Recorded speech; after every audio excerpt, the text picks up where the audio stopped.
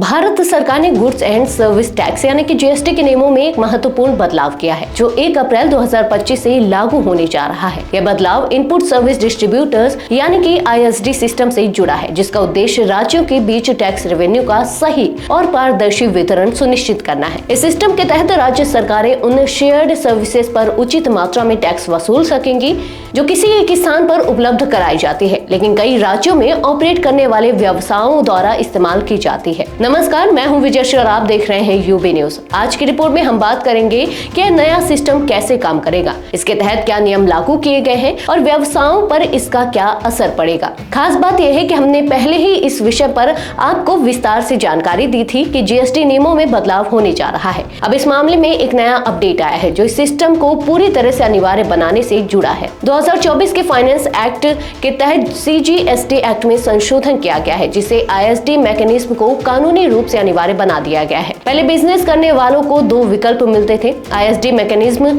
या cross charge method, लेकिन अब 1 अप्रैल 2025 से केवल आईएसडी सिस्टम को ही मान्यता दी जाएगी और जो व्यवसाय इसका पालन नहीं करेंगे उन्हें इनपुट टैक्स क्रेडिट यानी कि आईटीसी का लाभ नहीं मिलेगा। आईएसडी सिस्टम उन व्यवसायों के लिए बेहद फायदेमंद है जो कई राज्यों में संचालित होते हैं। इसके तहत कोई भी बिजनेस अपनी हेडक्वार्टर ब्रांच में कॉमन इनपुट सर्विसेज, चाहे वे भारत में प्राप्त की गई हो या इंपोर्ट की गई हो, के इनवॉइस को सेंट्रलाइज कर सकता है। इससे उन सभी शाखाओं के बीच इनपुट टैक्स क्रेडिट का समान वितरण सुनिश्चित हो जाता है जो इन शेयर्ड सर्विसेज का इस्तेमाल कर रही है। अब बात करें इनपुट टैक्स क्रेडिट यानी कि आईटीसी की, तो यह वह टैक्स होता है जो व्यवसाय अपनी खरीद पर चुकाते हैं और जिसे आउटपुट टैक्स से घटाया जा सकता है। इससे उनकी कुल जीएसटी देनदारी कम हो जाती है। नए नियमों के तहत आईएसडी सिस्टम का उचित और पारदर्शी उपयोग अनिवार्य होगा ताकि आईटीसी का सही वितरण हो सके। यदि किसी व्यवसाय द्वारा आईटीसी का गलत वितरण किया जाता है तो टैक्स अथॉरिटीज ब्याज सहित टैक्स वसूल सकते हैं। इतना ही नहीं,